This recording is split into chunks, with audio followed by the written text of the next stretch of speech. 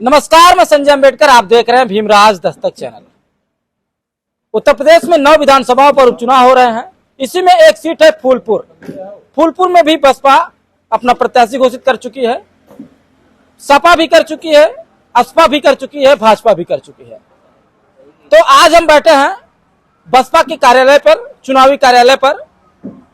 बातचीत करेंगे। बसपा नेता हैं इधर, बसपा मंडल के तीनों प्रभारी हैं, चारों प्रभारी हैं, जैसे अमरेंद्र बहादुर भारती जी हैं, राजू गौतम जी हैं और जगन्नाथ पाल साहब हैं, जो लोकसभा का चुनाव पूर्व में लड़ चुके हैं।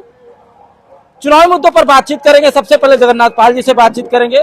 सर, आपके पार्टी से जो है जितेंद्र कुमार सिंह को प्रत्याशी बनाया गया है, लगातार वो जनसंपर्क कर रहे हैं, आप भी उनके साथ जनसंपर्क कर रहे हैं। किस तरह का माहौल लग रहा है? क्या लोगों का जन समर्थन किस किस समाज का मिल रहा है?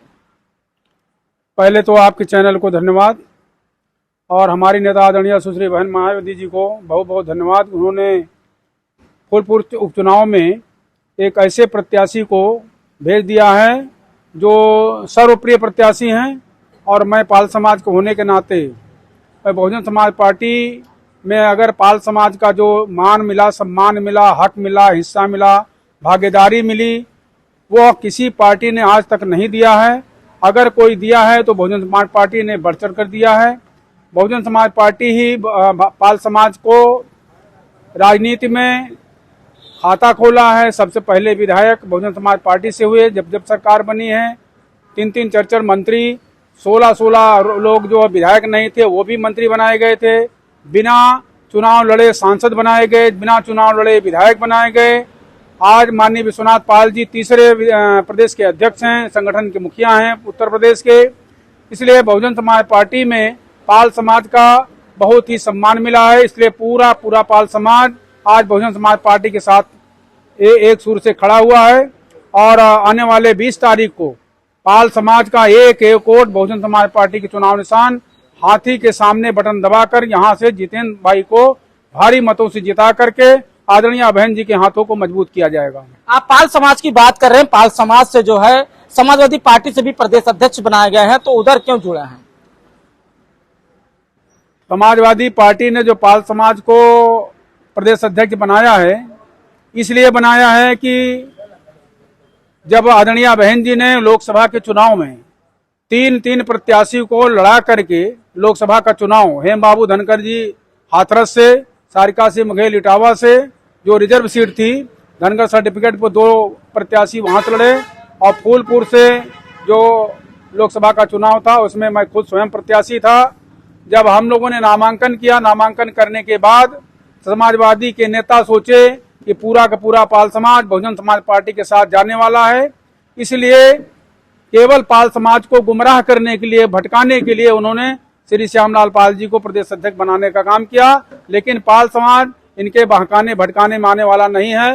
पाल समाज जान चुका है कि समाजवादी पार्टी के नेता मुखिया माननीय श्री राजू पाल जी की हत्या कराने में, उन्हीं की सरकार में माननीय विधायक राजू पाल जी की हत्या हुई थी। इसलिए पाल समाज अब इनके बहकावे में आने वाला नहीं है। पाल समाज से आप आते हैं, आप पाल समाज से पूर्व में लोकसभा का चुनाव लड़ चुके हैं, लेकिन आप तीसरे नंबर पे लीड किए थे और अब विधायकी का चुनाव हो रहा है। पाल समाज आपको क्यों वोट दे और क्यों जिताए? पाल समाज या सर्व समाज की बात करें, लोकसभा का चुनाव में माननीय मीडिया के बंधुओं ने ये संविधान बचाने, संविधान खत्म करने का जो माहौल चला था, जिसकी वजह से हमारे समाज के लोग, खासकर सर्व समाज के लोग बहकाए भटकाए गए। अब वो बहकाने भटकाने वाले है नहीं। इस बार न सरकार जाने वाली है, न सरकार बनने बिगड़ने वाली नहीं है। इसलिए इस बार पूरा का पूरा फूलपुर का क्षेत्र, फूलपुर के लोग, फूलपुर के सम्मानित मतदाता भाई जितेंद्र सिंह को भारी मतों से जिताने का मन बना लिए हैं। इसलिए यहाँ पर बहुजन समाज पार्टी का परचम लहराएगा, इसमें कोई शक नहीं है। जितेंद्र सिंह के घर के बगल ही कतवारूपुर में मुख्यमंत्री योगी आदित्यनाथ जी आए थे, इससे पहले कभी नहीं आए। लोग कह रहे हैं कि वो अंदावा तक ही रह जाते थे। माननीय मुख्यमंत्री जी का जो उनके घर के बगल प्रोग्राम लगा, यह साबित करता है कि भाई जितेंद्र कुमार सिंह बहुत ही लोकप्रिय, जनप्रिय हैं। इसलिए उन लोगों की हालत खराब है, खासकर विरोधी जितने भी हैं, चाहे समाजवादी पार्टी हो चाहे भारतीय जनता पार्टी हो। इसीलिए प्रोग्राम लगाकर केवल उनकी लोकप्रियता को कम नहीं किया जा सकता। और निश्चित रूप से भाई जितेंद्र सिंह जी यहाँ बहुत ही लोकप्रिय हैं और समाज के लोग, सर्व समाज के लोग उनको अपना आदर्श मानते हैं। इसलिए आने वाले समय में सारे समाज के लोग उनका सहयोग करने जा रहे हैं। अभी हमारी बात हो रही थी जगन्नाथ पाल साहब से, उन्होंने कहा कि जितेंद्र कुमार सिंह लोकप्रिय हैं, इतना जमकर प्रसार कर रहे हैं कि योगी आदित्यनाथ जी को भी पता हो गया है, उनके घर के बगल उनको जो है चुनावी जनसभा करनी पड़ रही है। हमारे साथ में इधर जो है राजू गौतम साहब मंडल कोऑर्डिनेटर बैठे हैं, इनसे बातचीत करेंगे। सर, एक तरफ समाजवादी पार्टी से इंद्रजीत सरोज को यहाँ का प्रभारी बनाया गया है चुनाव लड़ाने का, और आप भी बहुजन समाज पार्टी से प्रभारी हैं, किस तरह की लड़ाई देख रहे हैं आप? बहुजन समाज पार्टी मजबूती के साथ चुनाव लड़ रही है। रही बात समाजवादी पार्टी की, तो 2024 में जिन लोगों ने संविधान बचाने के नाम पर जनता को गुमराह किया, ठगने का काम किया, जनता इनके झांसे में आने वाली नहीं है। जनता जान चुकी है कि इन्होंने 2024 के लोकसभा चुनाव में जनता को गुमराह किया था। अब जनता पूरी तरह बहुजन समाज पार्टी के साथ है और भाई जितेंद्र सिंह जी को आने वाली 20 तारीख को भारी मतों से जिताने का काम करेगी। लगातार बहुजन समाज पार्टी का जनाधार घटता जा रहा है, तो फिर बहुजन समाज आपको वोट क्यों दे? बहुजन समाज पार्टी का जनाधार नहीं घट रहा है, ये आपको लग रहा है। इसलिए कि जब 2007 में पूर्ण बहुमत की बहन कुमारी मायावती जी की सरकार बनी और आदरणीय बहन कुमारी मायावती जी उत्तर प्रदेश की मुख्यमंत्री बनी, तो सर्जन विकास सर्जन सुखाय के तहत चाहे वो ब्राह्मण का बेटा रहा हो, चाहे वो छत्री का बेटा रहा हो, चाहे लोहार कुम्हार का बेटा रहा हो, चाहे निषाद केवट मल्ला का बेटा रहा हो, चाहे पाल समाज का बेटा रहा हो, चाहे यादव समाज का बेटा रहा हो, और चाहे वाल्मीकि समाज का बेटा रहा हो, और चाहे खासकर मुस्लिम समाज को सबसे ज्यादा भागीदारी देने का काम आदरणीय बहन कुमारी मायावती जी ने किया था। और पिछड़े समाज के बेटे, मौर्य समाज के बेटे चुनाव हार गए थे, उनको भी आदरणीय बहन कुमारी मायावती जी ने कैबिनेट मंत्री बना करके मान सम्मान देने का काम किया था। आज उत्तर प्रदेश में सरकार तो चल रही है। कल आपने अभी बात कर रहे थे ना कि कल योगी जी आए थे मंच पे, क्या डिप्टी सीएम जी दिखाई पड़े? उत्तर प्रदेश के मुख्यमंत्री हैं मौर्य समाज के, क्या आपको उनका गृह जिला है और यहीं से वो लोकसभा का सांसद भी रहे, कल मंच पे आपको दिखाई पड़े? इसका मतलब है कि भारतीय जनता पार्टी में खुद फूट है और समाजवादी पार्टी में लूट है। इसलिए दोनों दल हारने जा रहे हैं और बहुजन समाज पार्टी के कैंडिडेट भारी मतों से जीतने जा रहा है। लगातार जो है जिस तरह ये रूमर फैलाया जा रहा है कि सपा और बसपा एक ही थाली के चट्टे बट्टे हैं, योगी जी भी जो है बोल रहे थे। देखिए, समाजवादी पार्टी की जो हमारे माननीय मुलायम सिंह यादव जी रहे, उनकी पतोहू, अभी आपने देखा कि भारतीय जनता पार्टी वो मंत्री भी बन गई हैं, बन गई कि नहीं बन गई हैं, श्री अर्पणा यादव जी। तो अर्पणा यादव जी मंत्री, अभी उनका बयान आया कि जो है अगर माननीय मुलायम सिंह यादव जी जिंदा होते तो समाजवादी पार्टी का विलय भारतीय जनता पार्टी में हो जाता। और मैं एक बात और पूर्व में आपको याद दिलाता हूं कि लोकसभा का समापन था और माननीय मुलायम सिंह यादव जी लोकसभा के समापन में जब बोल रहे थे, अंतिम लोकसभा का समापन चल रहा था, तो माननीय मुलायम सिंह यादव जी ने आशीर्वाद किसको दिया था? आशीर्वाद तो माननीय मोदी जी को दिया था ना। और माननीय मुलायम सिंह यादव जी ने साफ साफ कहा था कि मेरी अंतिम इच्छा है कि देश के प्रधानमंत्री श्री मोदी जी चुनाव जीत करके आए और देश के प्रधानमंत्री फिर बने। एक तरफ आपकी भारतीय जनता पार्टी है, आपके बेटे माननीय अखिलेश यादव जी समाजवादी पार्टी के राष्ट्रीय अध्यक्ष हैं, पूरे आप प्रदेश में चुनाव लड़ रहे हैं और आशीर्वाद आप भारतीय जनता पार्टी को दे रहे हैं। दूसरा यह है कि जब माननीय मोदी जी का शपथ ग्रहण हो रहा था तो कान में कौन बात कर रहा था भैया? माननीय मोदी जी के, माननीय मुलायम सिंह यादव जी बात कर रहे थे ना। तो मोदी जी को आशीर्वाद देना और मोदी जी से कान में बात करना, इसका मतलब है कि समाजवादी पार्टी पूरी तरह भारतीय जनता पार्टी के साथ मिली हुई है। और रही बात इंद्रजीत सरोज जी की, तो इंद्रजीत सरोज जी इनको कुछ दिखाई नहीं पड़ा, इसलिए कि बहुजन समाज पार्टी की राष्ट्रीय अध्यक्ष आदरणीय बहन कुमारी मायावती जी ने मान सम्मान दिया, 3 बार कैबिनेट मंत्री बनाया। और आपको ना मालूम होगा, ये बहुत बीमार थे। आदरणीय बहन कुमारी मायावती जी ने विदेशों से बुला करके डॉक्टरों से इनकी जान बचाने का काम किया। जब ये मुटा गए, देश विदेश में इनके घर हो गए, व्यवसाय हो गया, बिजनेस हो गया, तब इनको लगा कि धन बचाने के लिए ये सपा में चले गए, ये भाजपा में भी जा सकते हैं। तो भगोड़ों का कोई दल नहीं हो सकता है, किसी दल में भी जा सकते हैं। ये तो स्वयं कहते थे ना कि मैं बहुजन समाज पार्टी में पैदा हुआ और बहुजन समाज पार्टी में मरूंगा, और मैं घुघरी खाता था, पैरा में सोता था, लाटा खाता था। आज वो कहां चला गए भैया दिन? आपके प्रीतम नगर में आप गोमती नगर में कई हजार करोड़ का इनका बंगला बना हुआ है। कहां से बना है भाई, कहां से सारा पैसा आया? आप बहुजन समाज पार्टी में थे, 3-3 बार कैबिनेट मंत्री, तभी तो हम मजबूत हुए ना। आजकल चुनावी जनसभा में ये कह रहे हैं कि हमने जो है कपिल मुनि करवरिया को विधायक बनाया और जो गीता पासी को विधायक बनाया, प्रफुल्ल पटेल को जो है विधायक बनाया, कहते फिरते हैं वो। बहुजन समाज पार्टी की राष्ट्रीय अध्यक्ष आदरणीय बहन कुमारी महतो जी के आशीर्वाद से सब लोग बने हैं, और हम भी लगभग, हम और आदरणीय भारती जी लगभग 20 साल से मुख्य जोन इंचार्ज हैं, और मानिया बहन जी जिसको आशीर्वाद देते हैं वही चुनाव जीतता है, वही मंत्री बनता है। सब लोग बहन जी के आशीर्वाद से है, ये भरम है। ये स्वयं इनको बहन जी ने आशीर्वाद दिया तब तो 3-3 बार विधायक बने, कैबिनेट मंत्री बने। अगर बहन जी आशीर्वाद न देते तो ये चपरासी बनने लायक नहीं थे। समाजवादी पार्टी के विधायक लगातार जो है बयानों में घिरे थे अभी, और उन्होंने कहा कि बहुजन समाज पार्टी चमार और पासी की पार्टी है, इसको किस नजर से देखते हैं आप? बहुजन समाज भारतीय जो समाजवादी पार्टी के कैंडिडेट हैं वो स्वयं उन्होंने बयान दिया है कि बहुजन समाज पार्टी चमार और पासियों की पार्टी है। तो इसका मतलब साफ है कि मैं मतदाताओं से भी निवेदन करना चाहता हूं, खासकर हम लोग अनुसूचित जात हैं और अनुसूचित जात में सारी जातियां आती हैं, तो मैं अनुसूचित जात के लोगों से निवेदन करना चाहूंगा आपके माध्यम से कि एक एक वोट हाथी वाली बटन दबा करके समाजवादी को जवाब देने का काम करे। और रही बात जो है समाजवादी पार्टी की, तो समाजवादी पार्टी पूरी तरह खत्म होने जा रही है। 2024 में लोग गुमराह हो गए थे, अब गुमराह होने वाले नहीं है। अब गुमराह होने वाले नहीं है लोग। 2024 के लोकसभा चुनाव में लोग गुमराह हो गए थे, लेकिन अब गुमराह होने वाले नहीं है, ये राजू गौतम साहब कर रहे हैं। आगे बात करते हैं, अमरेंद्र बहादुर भारती जी उनसे बातचीत करेंगे। सर, अभी जो है समाजवादी पार्टी भी चुनाव यहाँ से दमखम से लड़ रही है, आप लोग भी लड़ रहे हैं, भारतीय जनता पार्टी भी लड़ रही है, लेकिन एक बड़ा मामला जो निकल कर आ रहा है, जो है इंद्रजीत सरोज कहते फिरते हैं कि जो है पासी समाज सपा के साथ जुड़ रहा है। देखिए, माननीय इंद्रजीत सरोज जी क्या कह रहे हैं उनका विचार है। समाज उनके कहने से कहीं जुड़ नहीं जाएगा।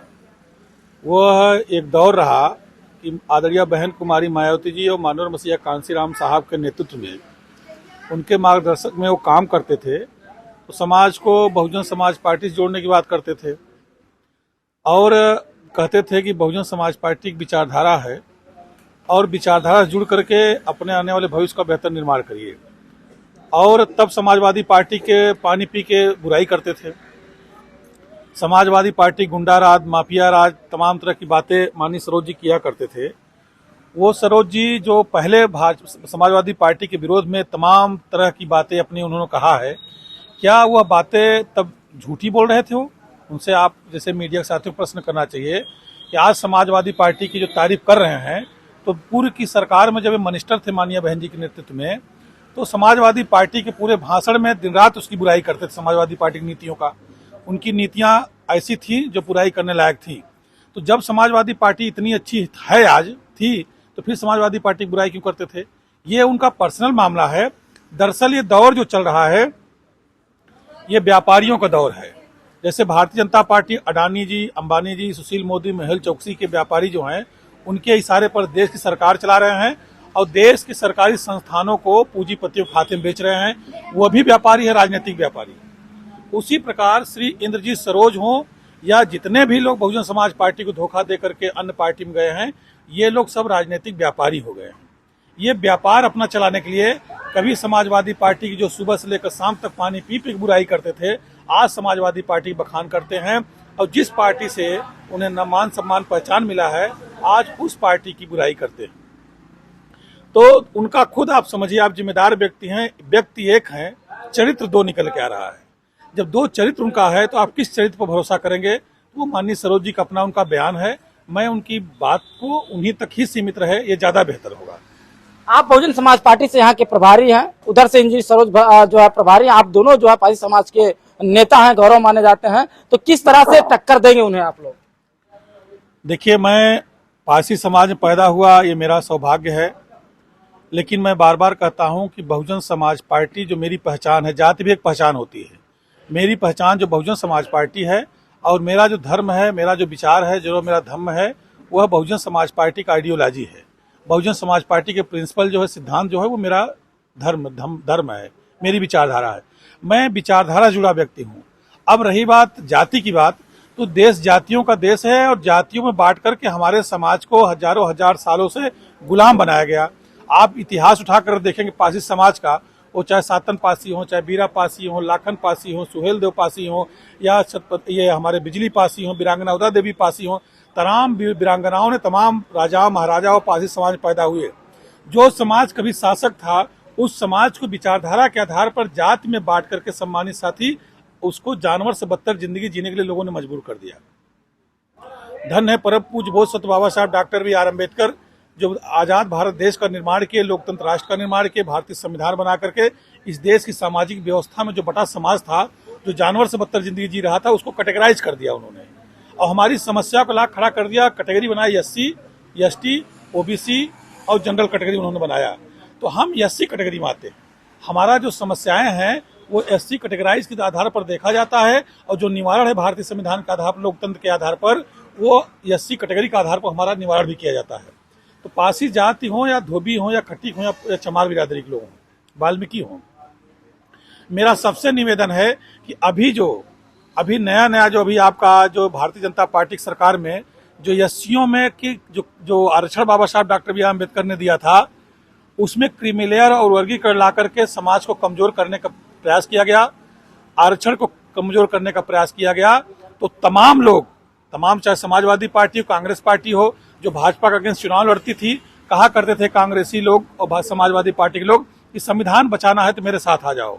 तो संविधान बचाने के लिए जब आपने वोट मांगा और आपके सांसद जीत के संसद में गए, तो जब संविधान में दिया जो अधिकार है उस अधिकार को तार किया जा रहा है, कमजोर किया जा रहा है, तो संविधान को आप बचाने का काम क्यों नहीं करते हो?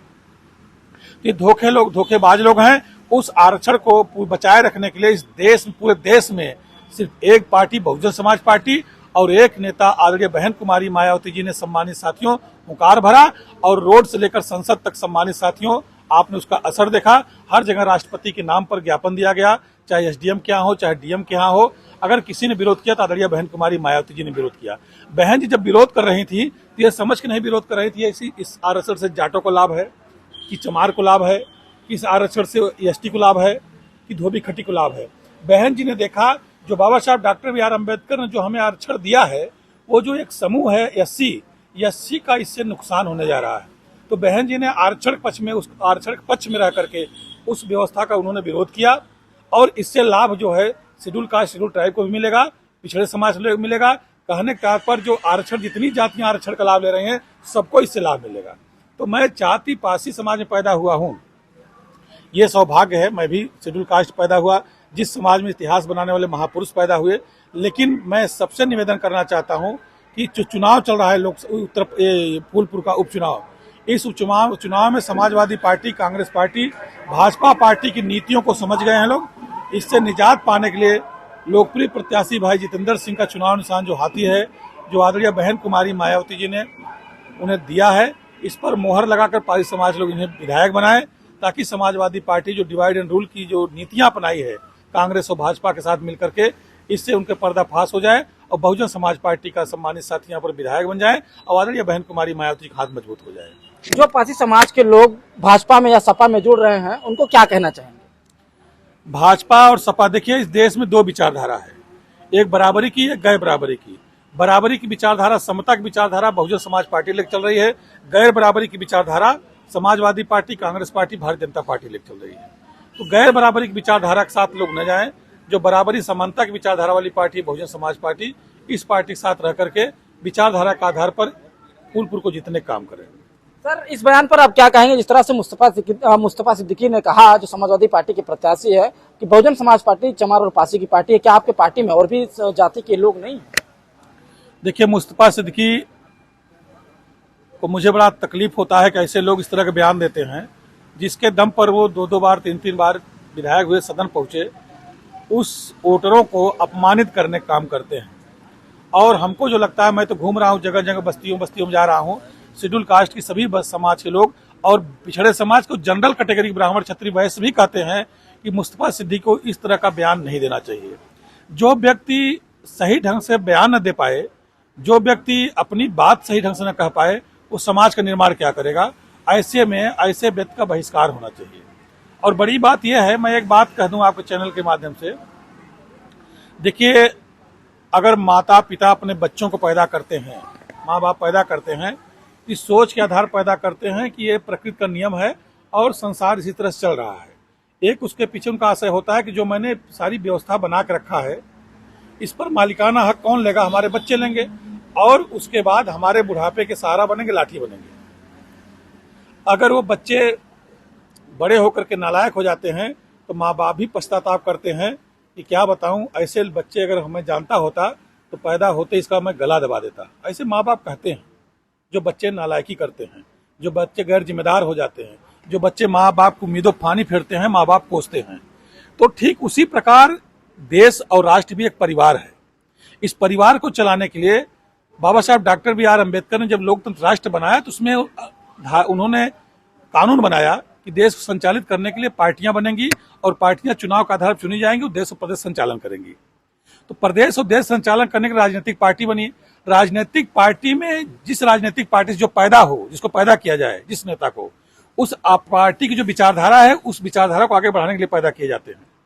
और मुस्तफा सिद्दीकी हो, चाहे श्री दीपक पटेल हो, ये लोग बहुजन समाज पार्टी के प्लेटफॉर्म से पैदा हुए, बहुजन समाज पार्टी की विचारधारा से पैदा हुए, आदरणीय बहन कुमारी मायावती जी की नीतियों, उनके आशीर्वाद से पैदा हुए। यह भी एक लायक बाप हैं। आदरणीय बहन कुमारी मायावती जी एक लायक गार्जियन हैं। एक लायक गार्जियन ऐसे लोगों को पैदा किया, विधायक सांसद बनाया। ये बाबा साहब डॉक्टर बी.आर. अम्बेडकर, फूले साहू की जो विचारधारा है, पेरियार साहब की जो विचारधारा तथा बुद्ध की जो विचारधारा है, ये बच्चे हमारे आने वाले समय में, जब हमारे जैसे लोग, जो हम लोग काम करें, जब हम कमजोर होंगे, हमारी एक उम्र की लिमिटेशन है, कि ये बच्चे हमारे इस विचारधारा को आगे बढ़ाने का काम करेंगे। और आगे बढ़ाने की बात छोड़िए, ऐसे लोग बहुजन समाज पार्टी और आदरणीय बहन कुमारी मायावती जी को और फूले अम्बेडकर साहू की विचारधारा, हमारे तथागत बुद्ध की विचारधारा को छोड़ करके इस विचारधारा को खत्म करने वाली जो गैर बराबरी की विचारधारा है, जातिवादी विचारधारा है, व्यक्तिगतवादी विचारधारा है, जातिवाद छुआछूत की जहां विचारधारा है, गरीबी अमीरी जहां खाई है, हिंदू मुस्लिम की जहां बंटवारा है, ऐसी विचारधारा के साथ जाकर के मुस्तफा सिद्दीकी और श्री दीपक पटेल जी चुनाव लड़ रहे हैं।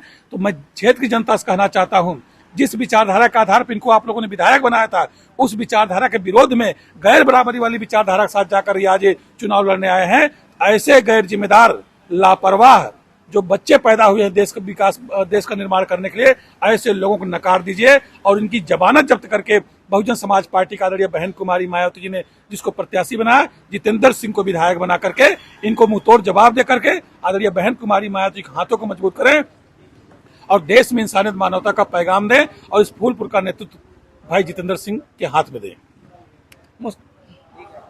मुस्तफा सिद्दीकी के इस तरह का अभद्र बयान देने के बाद भी इंद्रजीत सरोज उनको चुनाव लड़ा रहे हैं। जिस तरह से उन्होंने कहा कि चमार पासी की पार्टी बहुजन समाज पार्टी है, फिर भी पासी समाज के लोग उनको चुनाव लड़ा रहे हैं। किस नजर से देखते हैं, क्या मान? देखिए, उन्हें पासी समाज लोग नहीं लड़ा रहे हैं, उन्हें समाजवादी पार्टी के नेता चुनाव लड़ा रहे हैं, मुस्तफा जी को। और इंद्रजीत सरोज जी जो है जिम्मेदार व्यक्ति, समझदार व्यक्ति। मैंने उस दिन भी कहा था, संघर्ष से गुड़ होत है, संघर्ष से गुड़ जाए, संगत से रंगत बदलती है।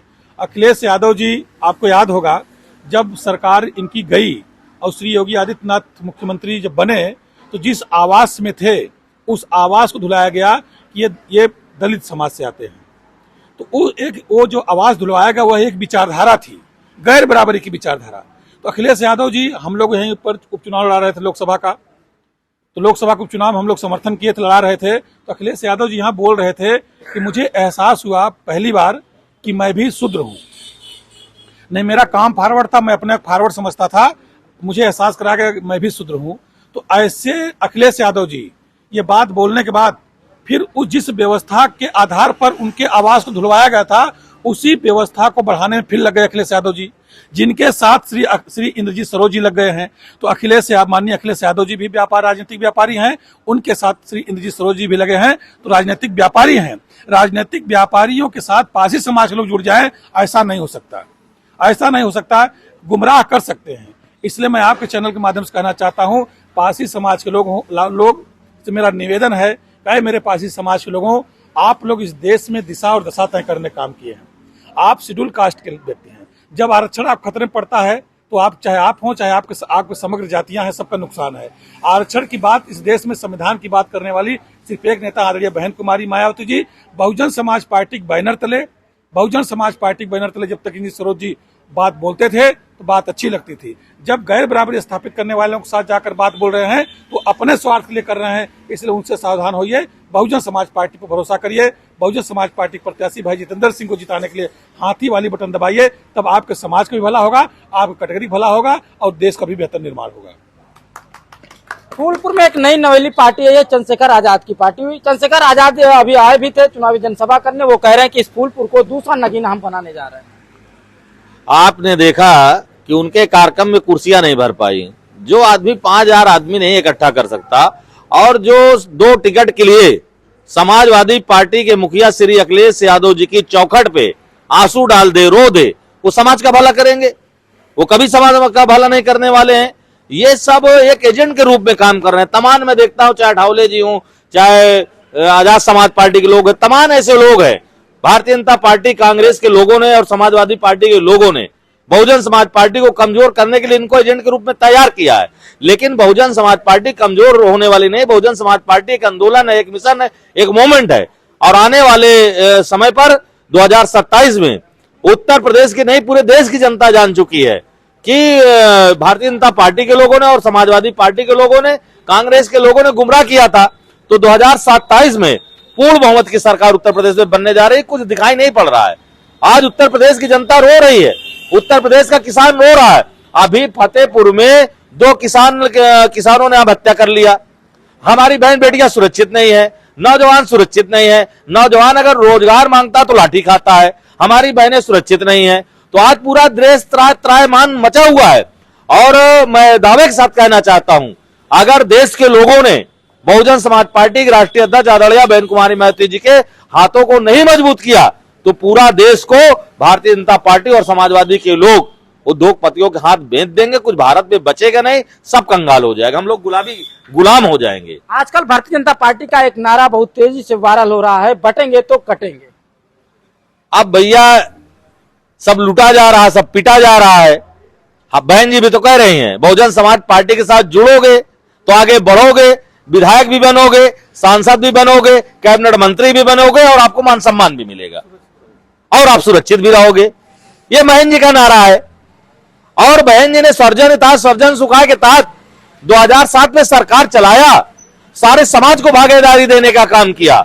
चाहे नौकरिया में हो, चाहे कैबिनेट मंत्री हो, चाहे एमएलसी हो, चाहे राज्यसभा हो, यहां तक कि चाहे ठेकेदारी पट्टेदारी हो। आप 5 साल का शासन उठा करके आदरणीय बहन कुमारी मायावती जी को हाँ तो देख लीजिए।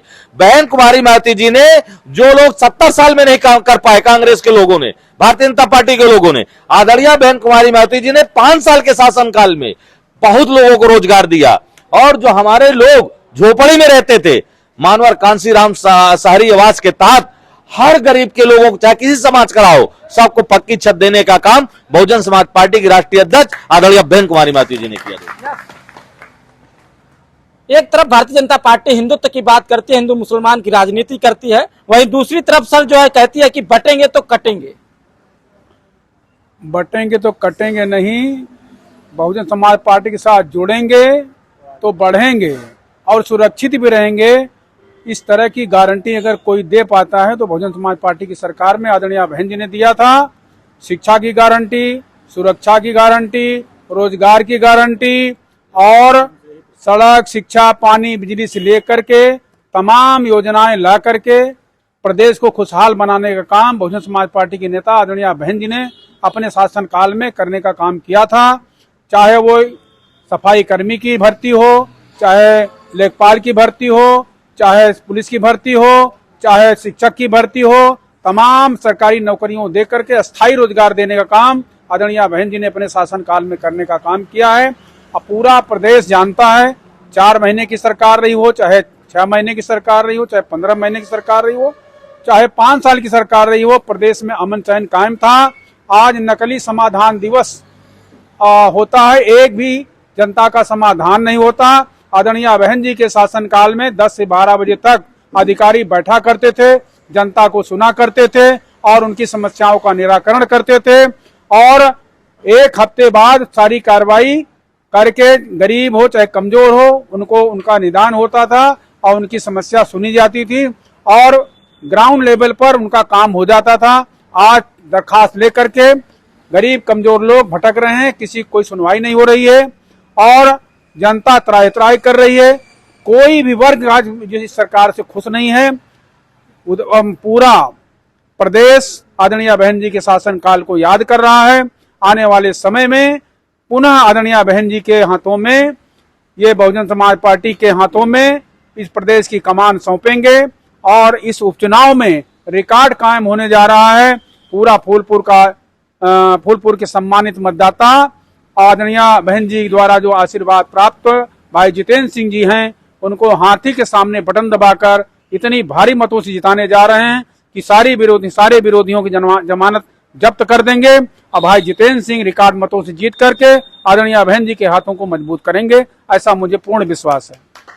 सर, आपका क्या मानना है, जिस तरह से बीजेपी हिंदू मुस्लिम की राजनीति करती है, एक तरफ लगातार सीएम योगी आदित्यनाथ कह रहे हैं कि बटेंगे तो कटेंगे, इस पर आपका क्या कहना है? देखिए भाई, आपने बहुत ही अच्छा प्रश्न किया। माननीय योगी आदित्यनाथ बहुत बड़ी चीज हैं, प्रदेश के मुख्यमंत्री हैं। हम लोग तो बहुजन समाज पार्टी के सिपाही कार्यकर्ता हैं, जो हमारी नेता ने हमें सिखाया है। योगी आदित्यनाथ जी हमारे मुख्यमंत्री हैं, वो कहते हैं कटेंगे तो बटेंगे। जिस विचारधारा के आधार पर योगी आदित्यनाथ जी चल रहे हैं, वह विचारधारा ही कटने और बटने की है।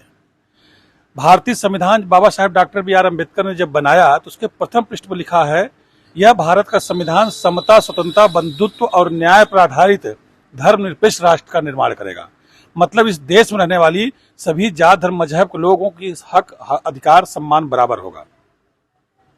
ये भारतीय संविधान का प्रिंसिपल है, सिद्धांत है। और देश के आजादी से पहले देख लीजिए और देश के आजादी के बाद जिस व्यवस्था का पोषक, जिस विचारधारा के पोषक आदरणीय योगी आदित्यनाथ जी हैं, माननीय मुख्यमंत्री जी, उस व्यवस्था के आधार पर इस देश को जातियों में बांट दिया गया। जातियों में बांट करके चमार, पासी, धोबी, कटी, कहिर, गड़िया, केवट, कुर्मी, कोरी, काशी, तेली, तमोली, नाव, कोहाल, ब्राह्मण, क्षत्रिय, वैश्य 6747 जातियों में इसी व्यवस्था के आधार पर बांटा गया। और जिस व्यवस्था का आधार बांट करके सबका काम निर्धारित कर दिया गया और सबकी सीमाएं निर्धारित कर दिया गया, सब अलग अलग हो गए। और तब से उस व्यवस्था वो चली आ रही है और आज भी उसी व्यवस्था की बात योगी आदित्यनाथ जी करते रहते हैं। आपसे मेरा प्रश्न है, और प्रश्न आपके माध्यम से उनसे है, आज इस देश का राष्ट्रपति शेड्यूल ट्राइब बनते हैं, शेड्यूल कास्ट लोग बनते हैं, लेकिन जब इस देश के जो बड़े बड़े मंदिर हैं, बड़े बड़े धार्मिक स्थल हैं, वहां पर उनका प्रवेश नहीं हो पाया। हमारा संसद, दिल्ली का संसद हमारा, जब उसका नींव पड़ने लगी तो राष्ट्रपति वहां पर नहीं गए। जब उसका उद्घाटन होने लगा तो राष्ट्रपति हमारे वहां नहीं गए। बड़े बड़े मंदिरों में, अभी सुरक्षित सीट यहीं पर है, ये आपका फैजाबाद, जहां राम मंदिर बना है, अयोध्या, वहां पर शेड्यूल कास्ट का सांसद है। लोग, मैं तो बहुत नहीं जानता, लेकिन लोग चर्चा करते हैं कि सांसद, जो भी कोई वहां सांसद विधायक बनता था, रहते थे, वही जो है वहां का अध्यक्षता करते थे कार्यक्रम का। शेड्यूल कास्ट थे, वहां पर नहीं गए। आप मंदिरों में आज भी लोग प्रवेश कर रहे हैं, शेड्यूल कास्ट, शेड्यूल ट्राइब लोग, बैकवर्ड लोग, तो अपमानित किए जा रहे हैं जगह जगह। तो अगर ये बांटने वाली नीति नहीं है तो कौन सी नीति है? ये बांटने वाली ही नीति है ना। योगी आदित्यनाथ जी आज भी हिंदू मुसलमान की भारतीय जनता पार्टी राजनीति करती है, तो कौन सी नीति है? ये बांटने वाली ही नीति है।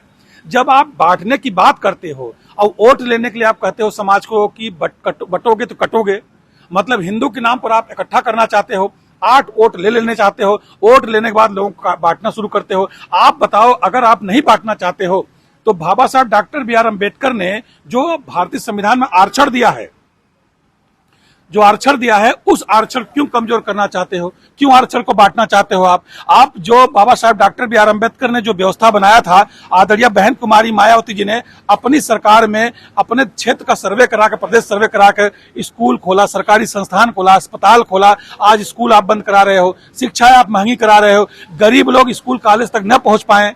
ये व्यवस्था आप बना रहे, इतनी महंगी शिक्षा आप कर रहे हो। तो जब महंगी शिक्षा होगी, अगर वो शिक्षा ग्रहण करके मंदिर नहीं पहुंच पाएंगे, अपना विकास नहीं कर पाएंगे, तो बटेंगे नहीं, कहां से बराबर चल पाएंगे? जब बराबरी की जो व्यवस्था आदरणीय बहन कुमारी मायावती जी ने बाबा साहब संविधान बदौलत बनाया, उस व्यवस्था को आप खत्म कर रहे हो, तो बांटने की ही तो बात हो रही है। जब व्यवस्था खत्म हो जाएगी तो लोग कमजोर हो जाएंगे। जब कमजोर हो जाएंगे, एक तबका बड़ा बनेगा, मजबूत बनेगा, एक तबका कमजोर बनेगा, तो बटेंगे तो ही। आप बांट तो खुद रहे हो, वोट लेने के लिए आप नारा दे रहे हो। इसलिए मैं कहना चाहता हूं कि इनका भी नारा और समाजवादी पार्टी का भी नारा, दोनों नारा राजनीतिक व्यापारी नारा, व्यापार करने का नारा है। आदरणीय बहन कुमारी मायावती जी जो नारा दिया कि हमारे साथ भी रहोगे, तो आगे भी बढ़ोगे और सुरक्षित रहोगे। इस नारा को तवज्जो दीजिए और इसी नारा के आधार पर देश और समाज का विकास होगा। अभी तमाम मुद्दों पर हमारी बात हुई। तमाम बसपा के नेता जैसे राजू गौतम साहब, अमृत बहादुर भारती, जगन्नाथ पाल साहब, ये तीनों मंडल के प्रभारी हैं। इन्होंने अपील किया कि यहाँ उपचुनाव से जो बसपा के प्रत्याशी हैं जितेंद्र कुमार सिंह को जिताने के लिए और सारे मुद्दों पर बातचीत हुई। आपकी क्या राय है इस पूरे वीडियो पर कमेंट में कमेंट करके जरूर बताइएगा। वीडियो अच्छा लगा तो दबा के शेयर करिएगा, चैनल को सब्सक्राइब करना मत भूलिएगा। धन्यवाद।